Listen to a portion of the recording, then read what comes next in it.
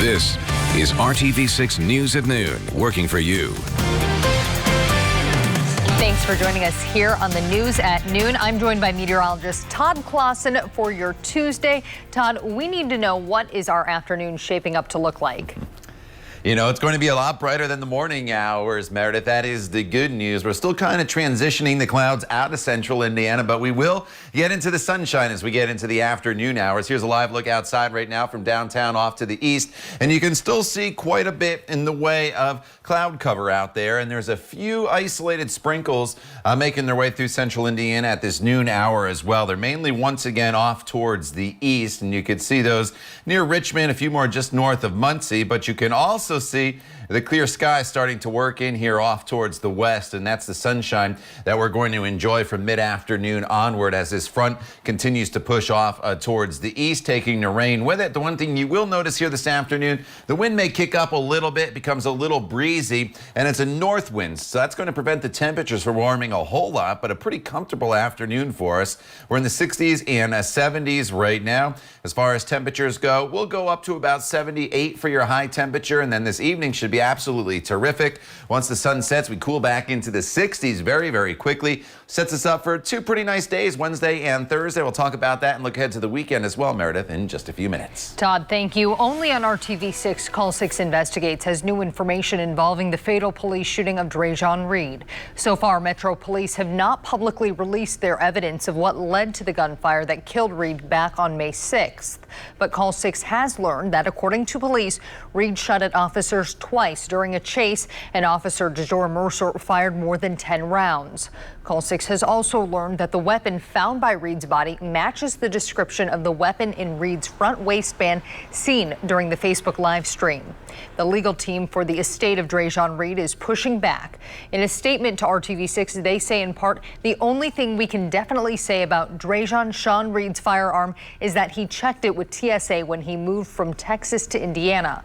We would love to ask Drayvon more about how he came to own his firearm, but we cannot because he was stolen from us by Officer DeJour Mercer. They go on to say, we look forward to proceeding in the federal action we filed last week so that we can finally have access to this purported evidence and all the reports that have yet to be released.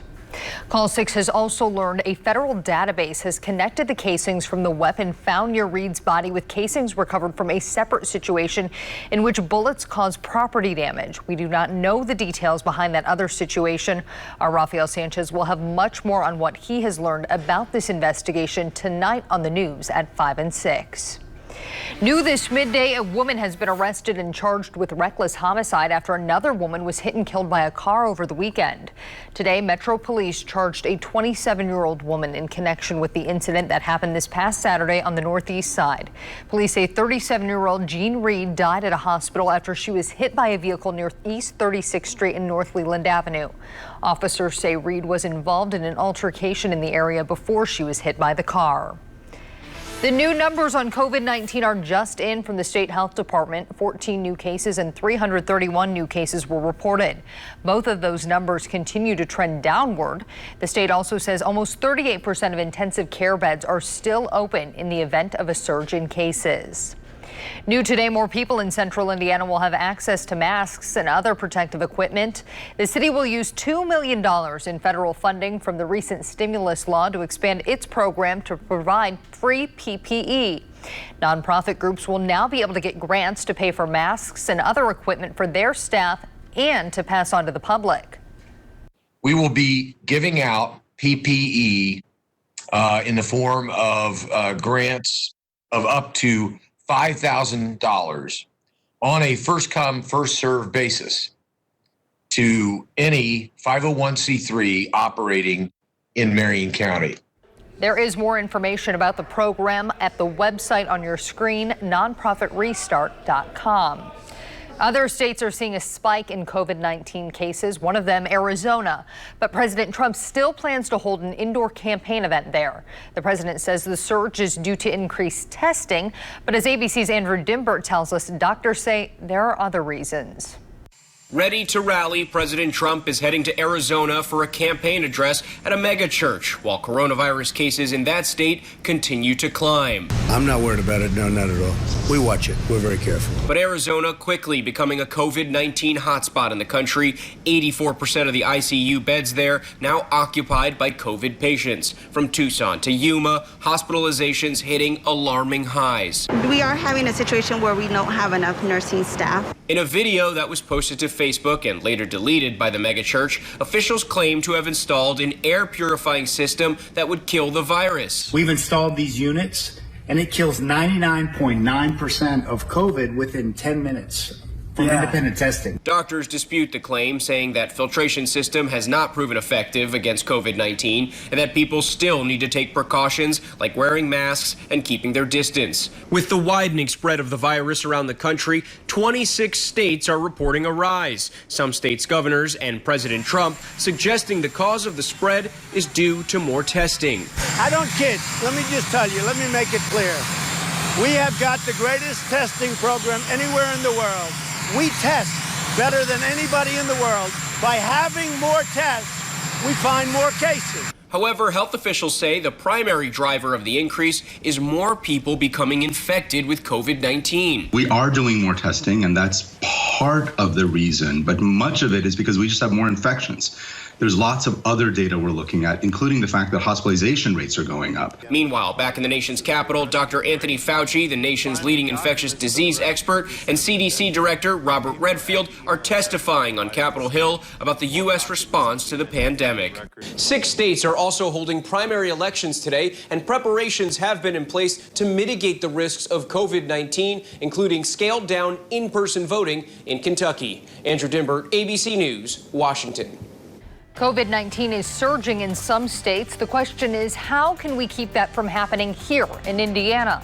Next, an expert talks about what you should do to stay healthy until a vaccine is ready. Todd. And Meredith, it's still a little cloudy in spots across central Indiana, but we're starting to clear the skies from west to east. It should have turned into a much brighter afternoon. If you have plans to get outdoors, you should be in great shape. We'll talk about today's forecast and look ahead to the rest of the week as well, coming up when the News at Noon continues right here on RTV6. All New Don't, Thursday on ABC. Indiana has seen a drop in reported COVID-19 cases since the middle of April. But as we told you moments ago, other states have seen a surge and hospitals are once again getting overwhelmed. Our Cornelius Hawker spoke to a doctor here in Indy who was reminding us that the pandemic is far from over. Dr. Christopher Belcher, an infectious disease specialist at Ascension St. Vincent, has been on the front lines of the pandemic since the spring. Really at the beginning, we were struggling to keep afloat. We were flailing in the water. But that's not the case anymore. Now we're at a good pace swimming, but you can't ask us to go much faster. Whether people are protesting racial injustices or sitting outside enjoying a meal on Mass Ave, these last few weeks have been full of folks ignoring some, if not all, the guidance given to us by doctors. Guidance that everyone needs to be reminded of, according to Dr. Belcher. Social distancing, keeping that physical distance of at least 6 feet between people is very important, as well as wearing masks, as well as if you're in a high-risk group, just avoiding social situations as much as you can. And he can sympathize with those of us getting tired of wearing a mask every time we leave the house. Doctors, nurses, respiratory therapists, people in hospitals who have to wear them their entire shift there. We feel for you. We know exactly what it's like to have those masks on, but it is very important. Very important because your decision to wear a mask could save somebody's life. This virus is mostly spread by these respiratory droplets, spread by talking, sneezing, coughing, and they're large and they can be easily captured by a mask, and you can prevent someone else from getting sick. Working for you, Cornelius Hawker, RTV6. If you're caring for a senior and you're looking for help, this website probably has what you're looking for. And this week, it is celebrating 1 year of advice and help for older Hoosiers. And we are taking a live look right now over the Circle City. The sun trying to peek through the clouds there.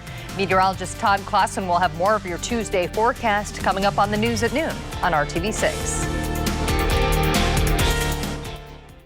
And Keller, right now. Last year on the news at noon, we told you about a new resource for seniors here in Indiana and the people who care for them. Well, 1 year later, Tim Maniscalco with the Better Business Bureau tells us it is still going strong. This is the 1 year anniversary of InCase, and that stands for Indiana Council Against Senior Exploitation. This is something that we actually announced on your program here last year, and what that is that's a coalition of a variety of groups. It's headed by the Secretary of State, but there's BBB, AARP, and a number of other groups. And what our goal is to have a one-stop shop for all types of things that are concerning with seniors and senior exploitation, whether it is scams, whether it is physical abuse, those types of things. So we just wanted to remind people that there is a fantastic website out there. It's in-case.org, incase.org. You can go there and you can find a variety of resources about senior exploitation, where to go, where to find out more information. Indiana was actually the second state to put this together. Maine started it, and then we copied Maine, so we're only the second state that has this type of a website and this type of a gathering of information. So it's a great website out there, in-case.org, incase.org. I would recommend anybody who is a senior or is caring for a senior to check out that website. Thank you. You can find more tips on saving money and avoiding scams at bbb.org. You can also check out our website, theindychannel.com/money. And our expert on weather, meteorologist Todd Clausen, joining me now. Todd, what can we expect for the rest of our afternoon?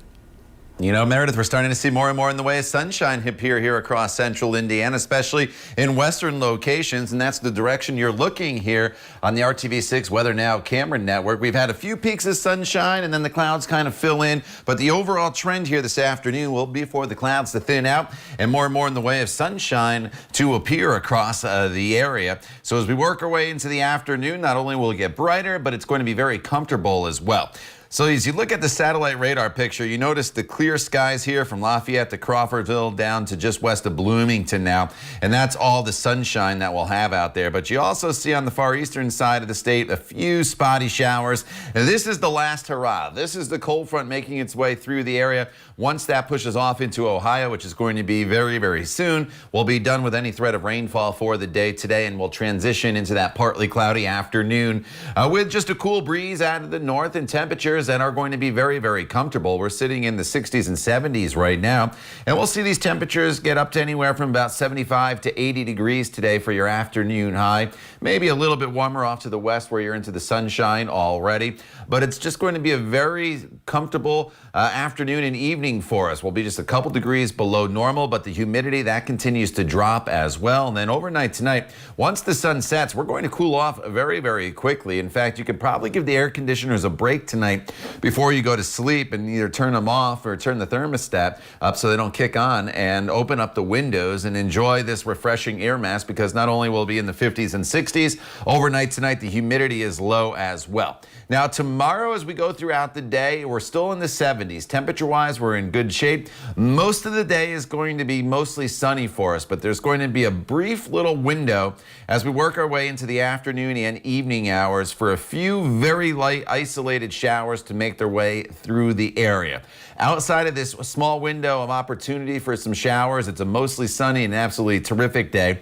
But I would say about 4 or 5 o'clock in northern locations, a few spot showers will be possible, and then they'll kind of drop down to the south. Nothing's going to be all that heavy. It's just a weak little wind shift kind of making its way through the area. Once that goes through, Thursday is a great day, 83 degrees with low humidity. It's very comfortable with those mostly sunny skies. But Friday, we start to crank up the heat once again. As the heat comes up, so does the humidity, and that'll bring in the chance of a few storms, and that'll continue into Saturday as well as we get back close to 90 degrees. So enjoy the nice comfortable air mass that's in place this afternoon through Thursday, and then we'll turn the heat and humidity up a little bit. And as far as those rain chances, Meredith, over the course of the weekend, typical summertime pop-up storms. We are not going to be dealing with any all-day rain, so you don't need to cancel those outdoor plans. But just know with the heat and humidity, there'll likely be some storms around in the afternoon hours. Todd, thank you. Apple's Worldwide Developer Conference is going on right now, and they've already released a lot of information information on updates coming soon for your iPhone and much more. Scripps Tech reporter Jordan Hogan breaks down the long list of changes on their way. Let's start with iOS 14.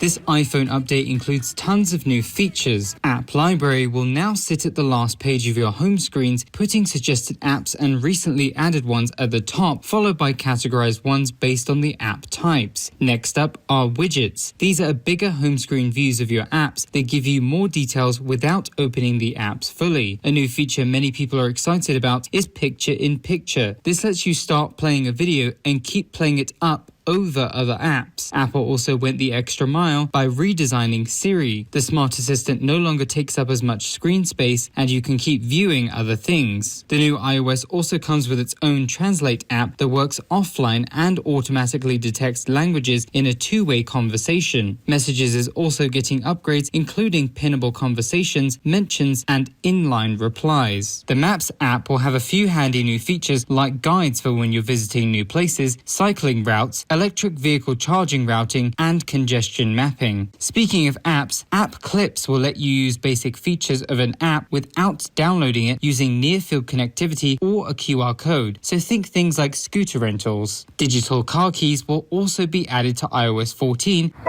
and the previous software of iOS 13 starting next year. Next up is watchOS 7. Watch faces will now be shareable through things like messages, websites, and social media. watchOS 7 will also track your sleep without the need for a third-party app. A neat and timely feature is the automatic hand-washing detection. It starts a 20-second countdown timer, and if you finish early, you will be told to keep washing. watchOS 7 also adds 4 new workout types. They are core training, dance, functional strength training, and cool down.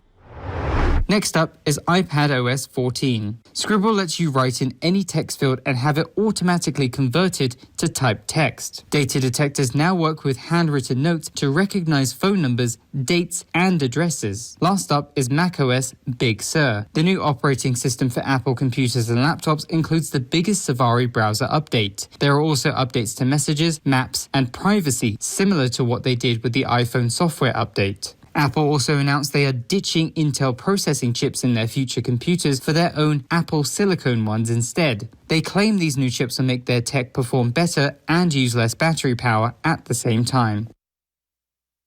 Jordan Hogan with that report. When we come back, it is time for Pet of the Week. We'll see if you'd like to take home Dorina. We'll be right back after this break.